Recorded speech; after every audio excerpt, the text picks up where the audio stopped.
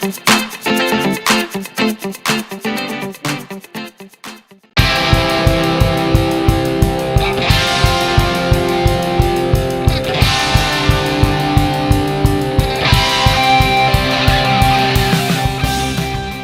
that the original EOS Rebel SL1 came out 4 years ago, you'd expect a little more in the way of updates for its successor, the SL2, most likely named the 200D in the UK and Australia.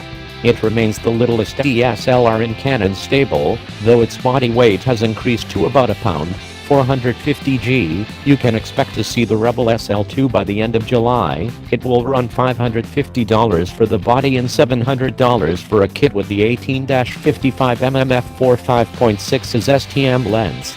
I don't know price or availability in other regions, but the US prices convert to about £350 and £540 or $72 and $915, respectively. The sensor graduates from the old hybrid CMOS to the more current dual-pixel CMOS sensor that's in the T7i/800D, though it still is a 9-point autofocus system like the SL1. So, it's likely faster, but still doesn't cover much of the frame. The LCD now flips out as well, which enables the new selfie mode, and it adds Bluetooth to its wireless bag of tricks. Battery life looks significantly better, but continuous shooting is only a little faster. It does incorporate the newbie-friendly interface that debuted with the T7i.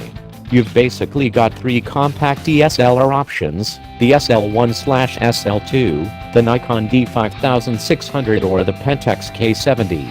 Neither the Nikon or Pentax have comparable autofocus during movie recording, as the SL2s will probably be given Canon's history, and the Nikon at least is really weak if you want to transmit photos to your phone.